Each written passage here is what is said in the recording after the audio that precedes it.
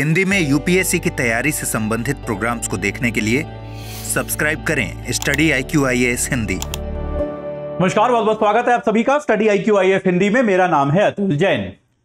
भारतीय फिल्म उद्योग की जानी मानी जो प्रोड्यूसर हैं, बहुत बड़ा एक नाम है, बहुत बड़ी हस्ती हैं एकता कपूर, जिनको हम लोग भारतीय टेलीविजन की क्वीन मानते हैं कि भाई भारतीय टेलीविजन में उन्होंने बहुत सारे ऐसे अद्भुत बहुत बड़े बड़े सीरियल्स बनाए हैं जो कि बहुत बड़े हिट रहे हैं। उन पर एक मुंबई पुलिस ने मुकदमा दर्ज किया है जो कि बच्चों के यौन उत्पीड़न से जुड़ा हुआ है। जी हां, यानी कि जो बच्चों के यौन उत्पीड़न के खिलाफ भारत में पॉक्सो कानून लाया गया था, उस पॉक्सो कानून के तहत एकता कपूर और उनकी माता जो है, उनकी मां जो है शोभा कपूर, इन दोनों पर मुंबई पुलिस ने एक मुकदमा दर्ज किया है। तो अगले 5 मिनट में मैं आपको बताऊंगा कि यह पूरा मामला क्या है और यह पॉक्सो के कौन से अधिनियम के तहत वास्तविकता में इन पर मामला दर्ज किया गया है, और इस मामले पर एकता कपूर, शोभा कपूर या उनकी जो कंपनी है जिसके कारण यह मामला दर्ज हुआ है, ऑल्ट बालाजी, उनका आपस में उनका जो है क्या कहना है, इस बारे में मैं आपको अगले 5 मिनट में बता दूंगा। लेकिन उसके पहले आपको बता दूं कि भाई अगर आप यूपीएससी के लिए कौन सी किताबें पढ़नी है इस प्रक्रिया से अभी तक कंफ्यूज्ड हैं, तो भाई आप हमारी स्टडी IQ-IAS हिंदी की 18 किताबों का जो सेट है वो खरीद सकते हैं, हिंदी भाषा में है।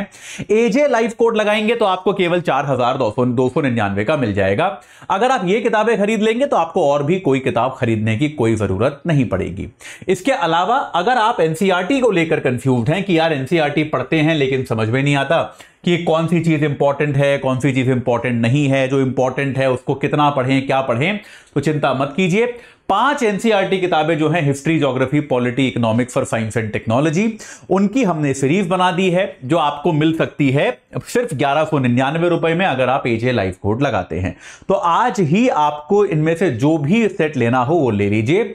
एजे लाइव कोड लगाकर याद रखिएगा, कृपया अपना एड्रेस ठीक से भरिएगा। ये बहुत कॉमन गलती है, लोग अपना एड्रेस ठीक से नहीं भरते, फिर वो किताबें कहीं कुरियर में अटक जाती हैं। ऐसा मत कीजिएगा, कृपया अपना पता ठीक से भरिएगा और एजे लाइव कोड भी जरूर लगाइएगा।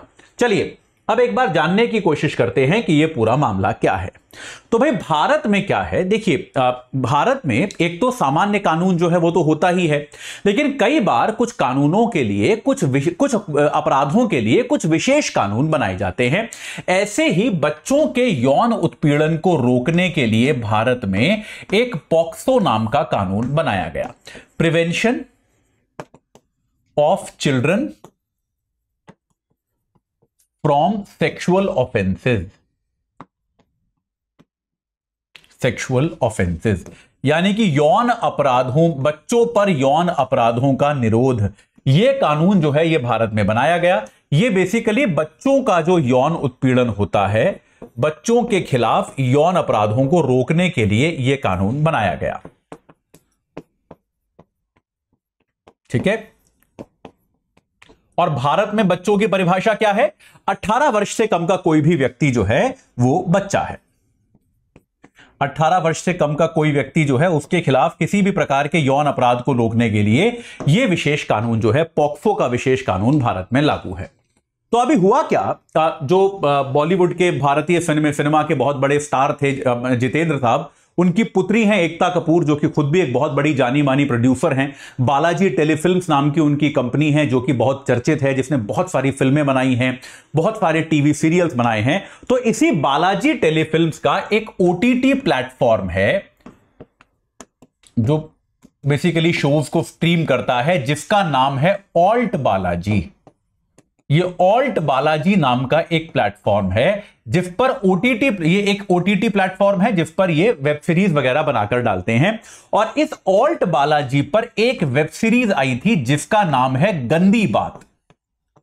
गंदी बात नाम की एक वेब सीरीज आई थी जो कि परिभाषा के हिसाब से ही एक इरोटिक वेब सीरीज है, यानी कि एक ऐसी वेब सीरीज है जिसमें एक तरह से आप कह सकते हैं सेक्सुअल जो एक मुद्दे होते हैं उनको उठाया जाता है।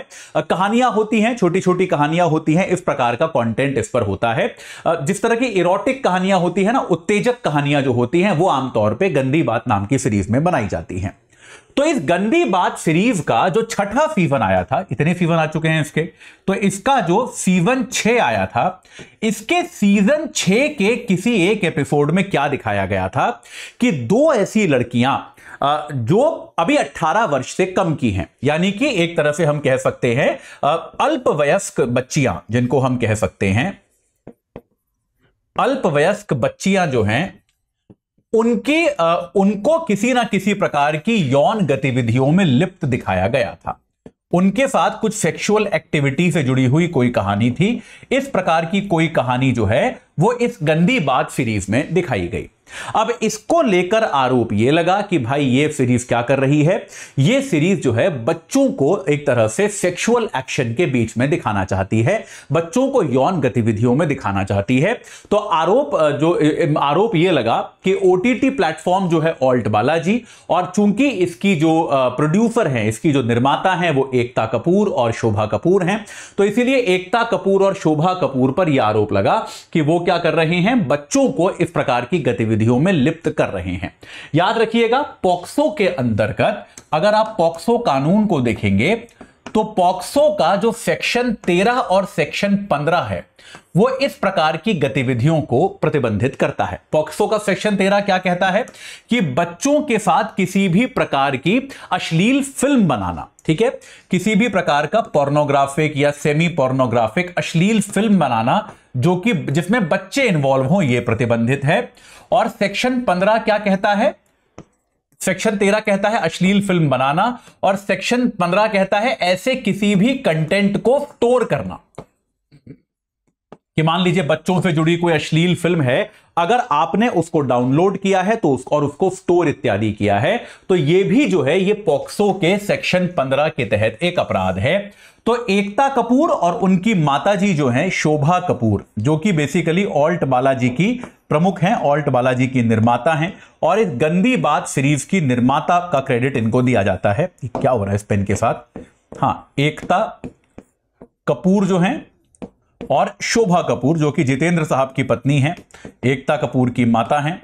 तो इन दोनों पर क्या किया गया है, पॉक्सो के ये जो सेक्शन 13 और सेक्शन 15 जो है इनके तहत एफआईआर दर्ज कराई गई है। और यह कहा गया है कि भाई ये गंदी बात नाम की सीरीज जो है इसमें इन्होंने अंडर एज जो बच्चों की कहानियां दिखाई है, और इस बात का भी संदेह जताया गया है कि जो एक्टर्स यहां पर यूज किए गए, जिनके ऊपर ये दृश्य फिल्माए गए, वो एक्टर्स भी वास्तविकता में अंडर एज थे, वो एक्टर्स भी 18 वर्ष से कम आयु के थे। इस प्रकार का संदेह यहां पर जताया गया है। तो भाई ये मामला दर्ज हुआ है, गंभीर मामला है, इसकी जांच होगी। हालांकि ऑल्ट बालाजी की तरफ से एक बयान जारी किया गया है, उसमें यह कहा गया है कि पहली चीज कही गई है कि भाई एक तो ऑल्ट बालाजी जो है उन्होंने सभी कानूनों का पालन किया है, यानी कि एक तरह से कहानी भले ही बच्चों की हो, लेकिन उसमें जो अभिनेता यूज किए गए हैं उनमें से कोई भी 18 वर्ष से कम का नहीं है। पहली बात ऑल्ट बालाजी ने यह कही है कि हमने सभी कानूनों का पालन किया है।